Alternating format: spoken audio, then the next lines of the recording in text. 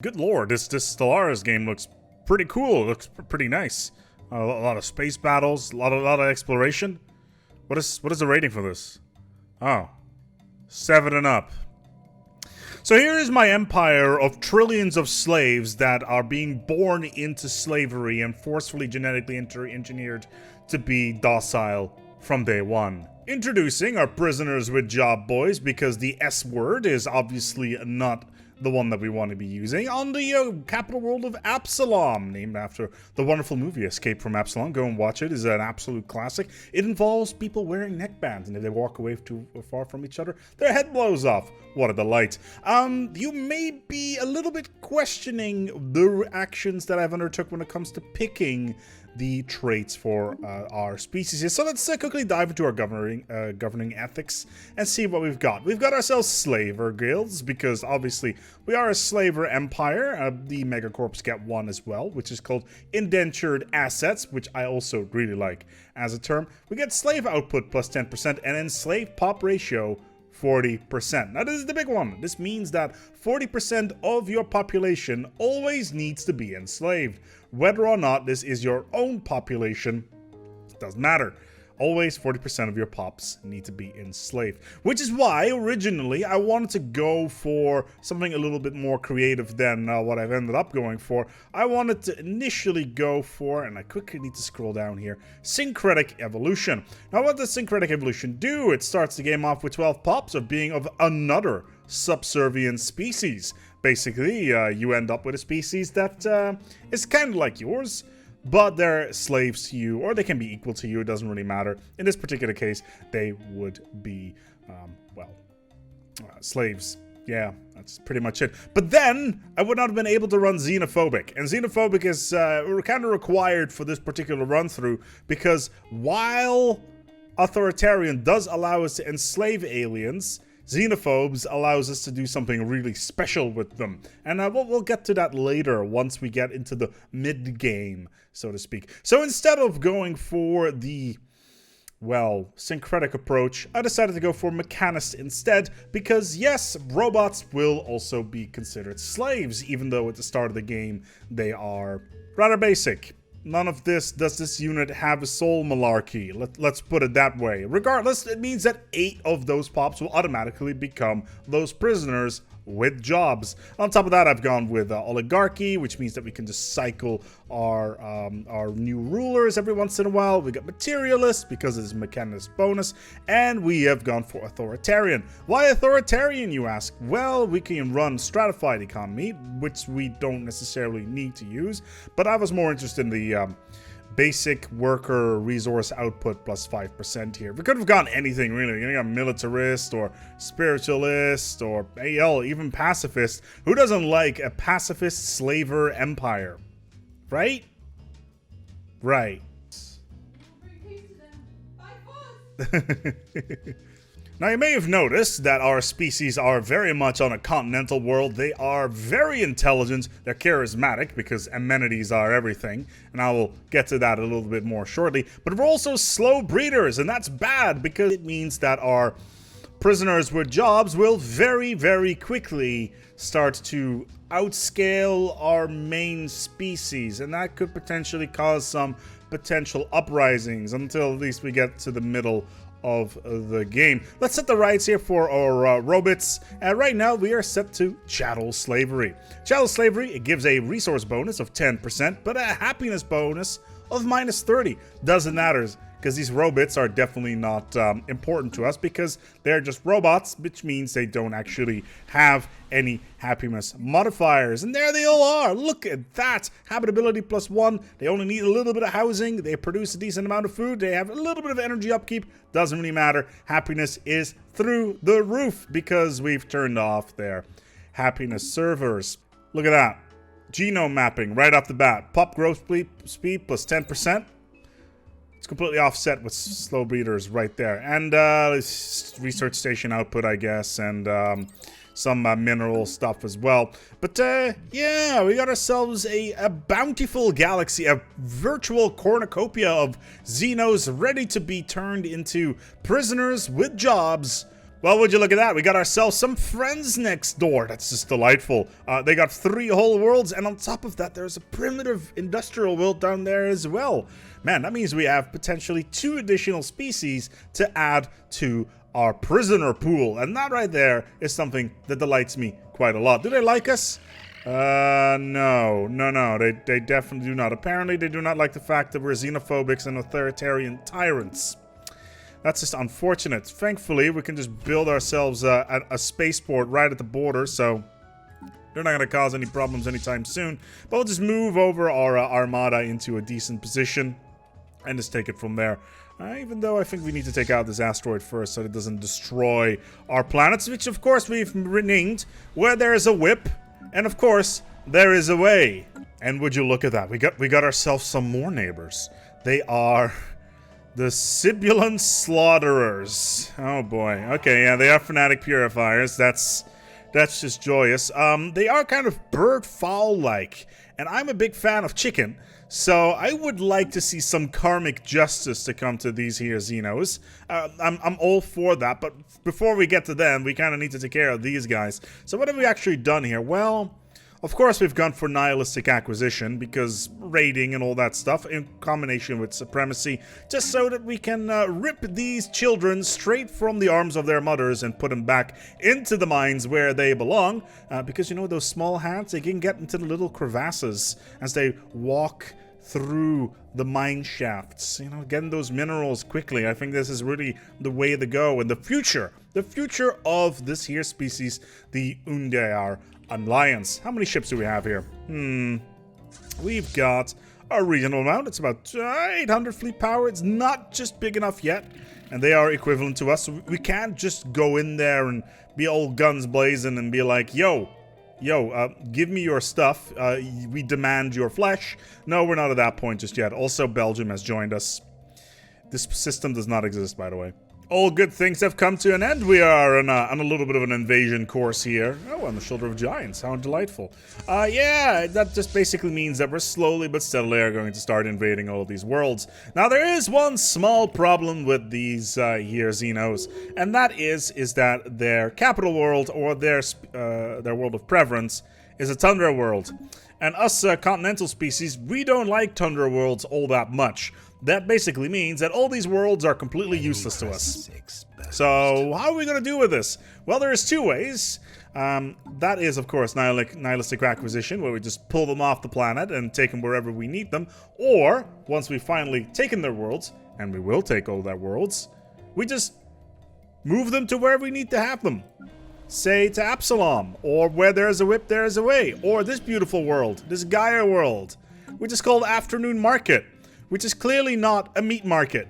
Absolutely not. Now that the war is over, and sadly we did not manage to get nearly as many pops as we wanted, it's time to situate these new friends, these new prisoners with jobs, into the right position. Let's have a quick look here. Oh, it looks like that we have a bunch of unemployment on these worlds. What's the population like? 6? Yeah, that's fine. It's a bunch of technicians and stuff like that. We don't really need them here, because none of our pops, specifically our specialists and our ruler pops, cannot grow on these worlds. Therefore, we're just going to resettle them to somewhere a little bit more practical.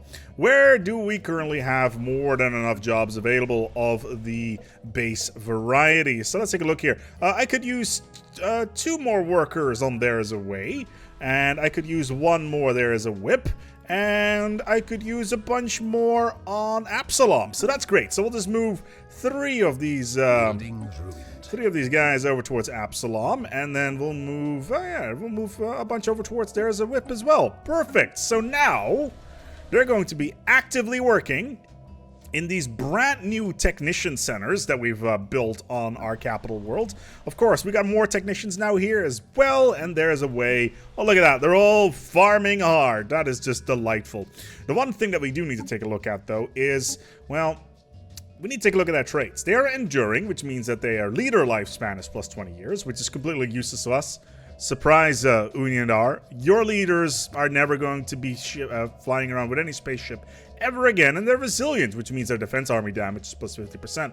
These traits are completely useless to us, so we're going to need to fix that in the future. However, they are now chattel slaves. Chattel slaves, you say, ASpec. What does that even mean? Well, we talked about that a little bit before. It means that their resources will be increased to 10%.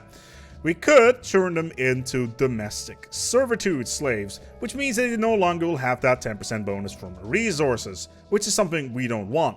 The main problem here is that if we get too many of these slaves, it just means that, well, they will have a lot of unemployed prisoners, and they need jobs. So once we are at the point where we're thinking by ourselves, you know what, we can give those guys jobs, even though we don't have them available, we're just turning into servants, and then they can generate amenities. Yes, they're just gonna make microwaves and big screen TVs for our guys who are sitting up in those crystal palaces up in the sky, whilst these guys are just toiling down in the mines or whatever factory they're working at. Now the good thing is, because we got all these good old friendos floating around, we got quite a lot of minerals, and we can just ship these off and just take them wherever. The thing is, however, that we do have a bunch of unemployment going on, and that's robots. Now the robots, they can just work in the mineral districts. Doesn't matter, we'll just build more of those, and they can just be specialized wherever we need them to be. The real problem, however, is that our capital world of Absalom, and if we take a quick look here, it would appear that our administrators are worried about slavery, and their egalitarian ethics attraction is now plus 200%. Look, what is the Empire called again? Prisoners with Job Boys. And we are slaver guilds. How exactly are you worried about slavery? How does that make any sense? I could just replace you and send you down in shackles into the mines and be done with ye. Seriously, like leaders these days, you can't find good help anymore. One of the big problems with running an empire like this is that, well, the population may start to get a little bit uppity, and that has mostly to do with political power. Now, political power basically means that whatever the political power of a pop is, will be translated to stability and happiness on the planet. Thankfully, with prisoners in job, almost slipped up there, they don't have that much political power, but there is still enough. So once we start to get into the trillions of prisoners with jobs, they may start to get a little bit of an impact on our happiness and stability, which obviously we don't want, because right now that just means that we get more resources from our jobs, which is kind of what we need to. Yeah, recently conquered. Oh, that's just delightful. However, we're just researching the following, which is neural implants, which allows us to build the prisoner with job processing facility. And it basically means that our prisoners will output plus 5%, but the political power will go down by 25% as well, which means that their political power will no longer be any problem for us to deal with. We can just get more prisoners pretty much infinitely and be done with it. In the meantime as well, it looks like, ooh, what's this? Ooh, hold on. Euthonians want to get to know us. Euthonian Church of Prosperity. Sure, we'll gladly take this opportunity to learn more about your kind. Now, of course, our friends at the border to the north have decided to declare war on us because apparently this whole prisoner thing is not something that they're particularly cool with. Fine by me, fine by me. It just means that we can just go towards the capital world, which we sadly don't have any claims on right now. But we can just do a little bit of raiding orbital. Never mind, they have just pieced out of this war. Well, that's just unfortunate. I was literally on the cusp of getting some more friends to join us in our empire. Right now, we only have the Unyar, the ruler boys, and the Robits to deal with. And that's just a shame. That is a shame. We need more friends back home, because we can't have our main species just toiling down there. They need to be up here in the palaces and in the alloy forges, which is apparently not considered to be a prisoner with job. Never mind, everybody. It's all going well. It's all going swiftly right now. We're at the capital world of the guys that we were visiting before and actively raiding their world. How many troops do they have on this planet? 92. So we have an army here. And we have been raiding some pops. Now, I feel that there is a better way of dealing with this. So, I do like a little bit of karmic justice. How about I just, you know, recruit the people that I raided off their planet before. Hulks vivisected. Yeah. I'm just gonna go and put all of the pops that I raided. Oh my god, it's Bubbles. Yes. Star system charted. I'm just gonna take all of their pops that I raided off their planet.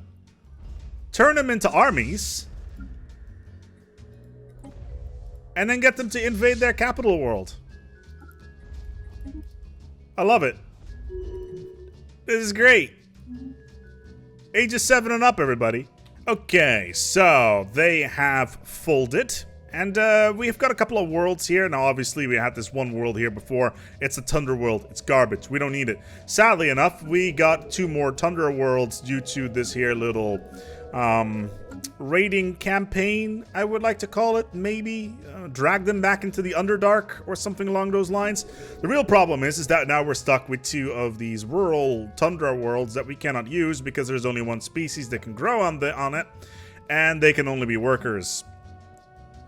Although, for some reason, okay, the culture workers and A-forces, that's perfectly fine. The thing is, however, we can't really use these worlds for anything. How many pops are on these rocks? Let's take a look here. 17 here, and 14 over here. That's a reasonable amount. And we already have too many pops on our other worlds as well. So it's mostly robots. Oh wow, there's 6 unemployed Unyars, or whatever the hell they're called, on this here world. Wow, that's quite a lot of them. That's on the afternoon market as well. But in the meantime, though, we are going to need to do something a little bit more proactive, and that is move some of these pops. So we kind of need to take a look here. What world has low levels of amenities? 10, 12, 14, 25. Okay, so we're gonna just resettle a bunch of pops. Yeah, there we go. Buildings ruined. Yeah, I don't really care. Yeah, that's fine. That's fine. Yeah, ruler boys, it's fine. They can. Yeah, okay, so now we have some low stability on this desolate Tundra world that actually doesn't have a population on it for some reason. I'm not entirely sure why. But their capital world, we're just going to do the same thing. We're just going to start actively moving pops over to new worlds. There we go. Yeah, I don't really care about your buildings being destroyed. That's fine. There we go. Toil down into the mines by the trillions. There it is. All their space is now completely empty because it was never their space to begin with. It was my space all along. Now the real problem is we have all of these unemployed workers, and they're pretty much everywhere. Now we got a bunch of farmers here. We got a bunch of other dudes down here as well. And yeah, that's generally, that would be fine. The problem is, however, well, it's gonna be difficult putting these boys and girls into different slots. So what we're gonna do instead is we're gonna have to do a little bit of well, stuff that we didn't really want to do before. So right now, this species are chattel prisoners. That means, again, like I said before, they get a resource bonus of 10%. However, if we turn them into domestic servants, it means that they will infinitely build amenities as long as they don't have any jobs. And they still will be in the normal jobs, and that's perfectly fine. But we're just going to put them into domestic servitude. And all of our issues regarding... There we go. Unemployed. Are you going to move as well? And there we go. All of our unemployment issues have now been resolved, except for a bunch of ruler pops and a bunch of robots that are just floating around. And hell, we just got a bunch of servants. And look at that. 53 amenities here, 55, 29, 22. And we got a little bit of a housing issue, which is a bit of a problem when it comes to these sort of empires. Housing is difficult. Now, in a perfect world, I would just have them sit inside of shacks outside of the walls because I don't really want them near my ruler species. But ew, oh god, that's what a terrible thought that would be. But yeah, the game kind of forces our hands to, you know, give them housing. So we'll have to give them some housing. which is unfortunate. So at this stage, it's... Oh, look, a non-aggression pact. Oh, my lord, they are snail boys. I love you. You will never be part of our empire. Remember those Simulant Slaughterers that were just chilling around and were like, yo, screw you guys, we're just gonna attack you? Well, yeah, sure. We're just gonna attack them instead because a little bit of karmic justice is always good. And on top of that, we finished the domination tree because we wanted to get workplace motivators. Resource outputs from workers and prisoners with jobs increases by 5%, which is a pretty big deal. And on top of that, the leader, or a governor in our primary sector, has a iron fist, which improves prisoner with job output by 10%. As you can see, we've got quite a lot of minerals, which means that we can just float our entire economy based on that, which is absolutely delightful. However, time to declare war on these here Xenos, and I do feel like a little bit of chicken. Always expected this is going to be a multiple campaign sort of scenario because, as you can see, we're kind of high on our war exhaustion. However, we are very close to their capital world, and I'm kind of keen to maybe actually make a quick push for it. Well, we have Sol here as well. Sup, Sol? What's going on? We're just going to drop some armies on you because there's a reasonable amount of population here. 17 of these here murderers, which is fine. And then we're just going to slowly but steadily, you know, make a rush for their capital world, where, of course, all of their 44 pops are hanging out. Now, the real question is, we have some of their pops. 16 of them. And I did mention that I felt like a little bit of chicken before. See, a lot of you at the start of the video were probably like, ASpec, what are you doing? Why are you going xenophobic? You got authoritarian. You can make slaves all you want. Just like, why are you going xenophobe? Now you can't go for syncretic evolution. You're forced to go for mechanist. Ah, I see. I understand where you're coming from, dear viewer. Authoritarian can do most of the prisoner types. Xenophobes, however, can do one more. Introducing livestock. Livestock pops can no longer be employed to produce resources, but instead are regularly called to increase food supply. It does reduce their happiness by 40%, and yeah, whatever. We just basically turned an entire sentient species into cattle. Since we've turned these guys into livestock right now, and we have literally just taken their capital, let's take a quick look here. Is it this one? Oh, yes, it is. 42 pops. Oh, man, that stability is gorgeous. And it's a desert world, which means it's absolutely useless to us. Such a surprise. So let's just peace out of this war. Let's just settle status quo with these here Xenos. Oh, perfect. Oh, I like the background here with all the skulls and stuff. But it doesn't mean that your worlds are ever going to be useful to us. So we're just going to need to get rid of our mineral supply here, and we'll get rid of our food supply as well, because we're going to need some money to move some resources back and forth. So what is it? 42 pops? What do we got here? Clerks? Why are they farmers? Why are they... Okay, I told you you were livestock. Okay, cool. So now they're livestock. We got plus 42. That's great. They're all just sitting down here. Time to remove them and move them all back to the good old capital. I don't care about your buildings whatsoever. Your infrastructure is useless to me. You will forever be known as meat for the masses, because this game is for 7 years and older. And, you know... Reading between the lines is definitely something that we are very, very keen on. Oh, look at that. Oh, we got Sol as well. That's a Continental World. This world is actually useful to us. What do we got here? Miners. Oh, wait, no. Farmers? Livestock. Man, that's just joyous. They only use 6 housing? That's great. How much housing do they use in total? 0.25, and they got 68 food production. Would you look at that, and the month ticks over. 319 food, baby, and 310 minerals. Doesn't matter if we're running at -1 energy credits or -15 consumer goods. We're gonna sell all these minerals and food till the end of time and float our economy. Speaking of which, behold, the slave market. So So the galactic market is now a thing, and we can basically say, hey, these dudes on the market, hey, this, one of our worlds could use some more, quote-unquote, workers to work on. You know what I'm looking forward to when it comes to creating the perfect empire, the perfect species, the perfect society? It is not ripping our souls out of this mortal coil and putting it inside a synthetic body, or reaching up through the heavens, through the dimensions, and finding a dimension of eternal pain and happiness and creatures that we can commute with. No. I prefer, in this particular case, to be able to genetically engineer the people, well, people I say, the prisoners below me, through using the joy of Evolutionary Mastery. Now, what does Evolutionary Mastery do? You may ask. Well, we can take a look here. We can get genetic resequencing, which allows us to get advanced traits. Advanced traits, you say? Oh, yes. It basically means that we can remove all negatives from any species that is within our empire, such as these Unyar or these other spops that are livestocks, and give them the kind of traits that we want them to have. Right now, our livestock is talented, they are traditional, and they're nomadic.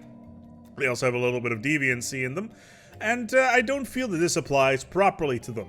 Instead, we are going to rip their genes out, put in new ones that are a little bit more useful to us, because this game is rated 7, and turning a complete and turning the existence of a species into a unsufferable hell is probably the best thing that we can do for them. So what does this translate to? Well, we got 96 of these former fanatic purifiers within our empire. They're even still wearing clothes, even though they're our livestock. So let's create a template and strip their gene pool completely bare. Oh, look at that. We have 10 trait points and 5 traits left. First of all, we are going to turn them into delicious pops. That means that we get improved food from this here species, because they are in fact delicious. On top of that, we want to make sure that they are nerf stapled. Why nerf stapled? Because we can't have them think any uppity thoughts. They need to be completely fine with what's going on. What do you mean? The big old robot machine is coming in with blades to cut our big sacks of meat off in order to feed the population above. Ah, that's fine with us. Oh, look, now they're nerf stapled. We got 3 more traits left with 5 more points. Let's make them fertile so that they breed massively and very, very quickly.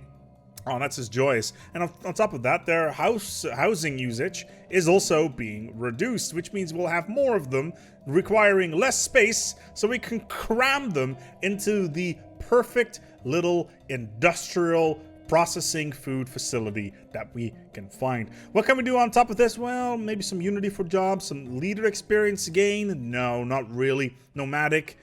Maybe nomadic would be good for resettlement costs. Lifespan, so they can increase their suffering plentiful by massive amounts. Or we can reduce their consumer good upkeep. Not that they would need any of that, but hey, we still have the option to do so. So let's just make them conservationists. There we go. Let's create a template, and let's completely turn this entire species into the perfect food item. We literally just turned a sentient, spacefaring species into the perfect food that cannot fight back, breeds super quickly, and is absolutely delicious. But wait, there's more. Let's take a look here at these guys over here. These guys are domestic servants. So we also want to do something with them, obviously. Industrious, it's good. Traditional, unity from jobs. It's okay, but we definitely don't want them to be slow learners, even though we want them to be stupid. We can make them robust so that they can have more resources, obviously. And on top of that, they're servants, right? So we want them to be able to create as many amenities as possible. So amenities increased, and we get 1 more point here. What do we got? There we go. Strong. Worker basic resource output by 2.5%. Perfect. So let's apply this here template. once the other one is done. And on top of that, our species, the perfect shining beacon of enlightenment, beauty, and living in those crystal palaces above the toiling masses down below. We're gonna need to change ourselves as well. Obviously, we don't want to be slow breeders anymore. We don't want to be intelligent. Oh no, we want to be erudite. Upgrades right there. Research output by 20% and leader level cap. On top of that, being robust. That's the stuff we want to see. Charismatic. We don't need to be charismatic because all of our, well, lower class prisoners are generating all the resources that we need. So we could potentially go for something a little bit more productive, like conservatists, where we no longer have the consumer goods issue anymore. And maybe we can cram them into some communal housing. That'd be great. And there we go. And you can kind of see where this is going. We have started with a single planet species that enslaved 40% of its population slowly over time to span across the stars to create a society where they stand on top of the writhing masses that are basically in perpetual agony, being harvested, being worked to the death, or being sold on the market at our whim. This game is rated 7. Thank you so much for watching, and until next time, take good care of yourself and each other.